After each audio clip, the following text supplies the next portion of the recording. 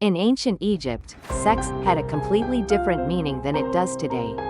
Living, praying, and engaging in intercourse. Everything was an act of connecting with the divine. It was not seen as something shameful, but rather as sacred and beautiful.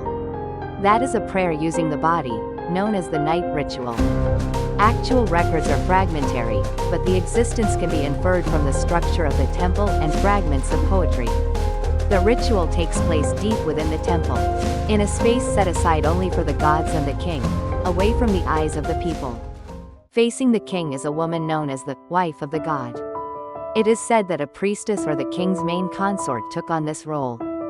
She purifies herself with flowers and incense before the ceremony. The scent is blue lotus. It is said to calm the mind and elevate awareness of the divine. It was said to be made of extremely thin linen, so much so that the contours of the skin could be seen through it. Dressing beautifully was also a form of respect to offer to the gods. Soon, the ceremony will quietly begin. No words are used. In the ceremony, silence and gestures were highly valued. Where to gaze and where to place one's hands. That too was probably a part of the prayer. The king sits on the chair, and the priestess slowly moves forward. The smoke from the incense sways and flows between the two. Soon, the act begins, and through their bodies, the will of the gods descends to the earth. There are no clear descriptions left about this ritual. However, it is commonly depicted in wall paintings and poems across various regions that the king acted as a symbol of the god. And the priestess accepted this as the god's bride. For this reason, many researchers believe that there was an intercourse between the two.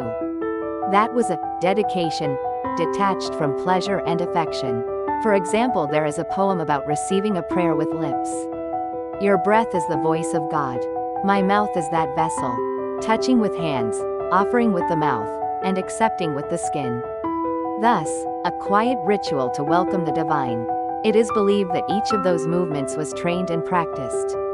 The role of a shrine maiden is not merely to be beautiful. It was also a role that guided the moment when divine protection descended, in accordance with the king's movements. The oiled hands trace the king's body. What is included there is not desire, but actions as offerings to the gods. Even the rise of the heartbeat was considered a part of the prayer. What echoes in the temple at night are only the sounds of breaths and incense. Serving God meant organizing the world through one's own body. The body itself was a temple. The union of the king and the priestess was sometimes depicted symbolically as a mythical reenactment. In mythology, there are many scenes where goddesses bring order and joy to male gods. Just as Hathor made Ra laugh and brought joy to the world. The rituals were also a reenactment of the myths. Which one leads, and which one responds. Even that was a predetermined order of prayer. It was believed that when the two became one, God would descend there. It is a divine ritual. That is never a sexual act. And even after it's over, no voice is heard. Chinmoku no naka, kata kega so nobani no koru.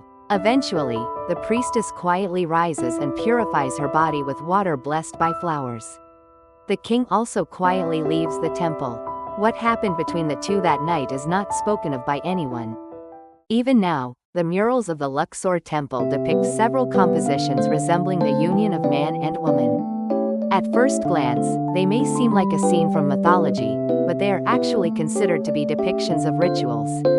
In particular, the murals depicting the union of gods and goddesses are regarded as symbols of the rituals between the king and the priestess.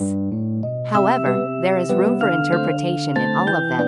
In ancient Egypt, where the boundary between gods and humans was ambiguous, religious rituals and sexual love were not considered separate.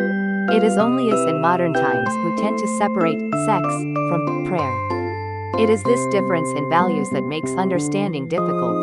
However, there is an abundance of evidence that sexuality was revered, from rituals and fragments of poetry to the decorations of incense burners.